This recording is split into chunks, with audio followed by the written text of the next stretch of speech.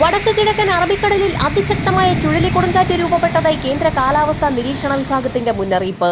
ചുഴലിക്കാറ്റ് നിലവിൽ പരമാവധി 100 കിലോമീറ്റർ വരെ വേഗം കൈവരിച്ചിട്ടുണ്ട്. തെക്ക് പടിഞ്ഞാറ് ദിശയിലാണ് നിലവിൽ ചുഴലിക്കൊടുങ്കാറ്റ് സഞ്ചരിച്ചുകൊണ്ടിരിക്കുന്നത്. സംസ്ഥാനത്തടുത്ത 3 മണിക്കൂറിൽ ഇടിമിന്നലോട് കൂടിയ ശക്തമായ മഴയ്ക്കും മണിക്കൂറിൽ 40 കിലോമീറ്റർ വരെ വേഗതയിൽ അതിശക്തമായ കാറ്റിനും സാധ്യതയുണ്ടെന്ന് കാലാവസ്ഥാ നിരീക്ഷണ വിഭാഗം അറിയിക്കുന്നു.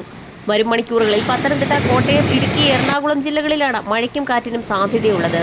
തിരുവനന്തപുരം, കൊല്ലം, ആലപ്പുഴ, തൃശൂർ, പാലക്കാട്, മലപ്പുറം, കോഴിക്കോട്, വയനാട്, കണ്ണൂർ ജില്ലകളിൽ ഒറ്റപ്പെട്ടയിടങ്ങളിൽ നേരിയ മഴയ്ക്കും സാധ്യതയുണ്ടെന്ന് കാലാവസ്ഥാ നിരീക്ഷണ വിഭാഗം മുന്നറിയിപ്പ് നൽകുന്നു.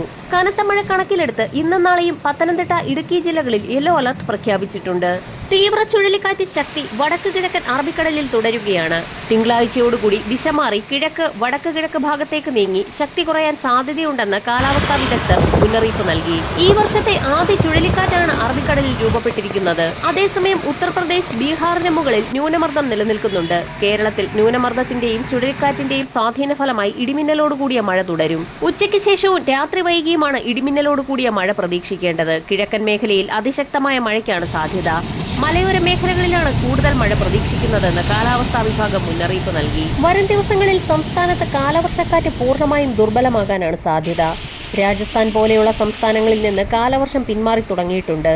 കാലവർഷം പൂർണ്ണമായും ദുർബലമാകുന്നതോടെ പിന്നീടുള്ള ദിവസങ്ങളിൽ തുലാവർഷം കേരളത്തിലെത്തുകയാണെന്ന് മുന്നറിയിപ്പിൽ വ്യക്തമാക്കിയിട്ടുണ്ട്. അറബിക്കടലിൽ ചുഴലിക്കൊടുങ്കാറ്റ് ശക്തി പ്രാപിക്കുന്ന സാഹചര്യത്തിൽ തീരദേശ മേഖലകളിൽ ഉയർന്ന തിരമാലകൾക്കും കടലേറ്റത്തിനും സാധ്യതയുള്ളതിനാൽ മത്സ്യത്തൊഴിലാളികളും തീരദേശവാസികളും അതീവ ജാഗ്രത പുലർത്തണമെന്ന് ഇൻകോയിസ് മുന്നറിയിപ്പ് നൽകി. വരും മണിക്കൂറുകളിലെ കാലാവസ്ഥാ മുന്നറിയിപ്പുകൾക്കായി ചാനൽ സബ്സ്ക്രൈബ് ചെയ്യാൻ മറക്കാതിരിക്കുക.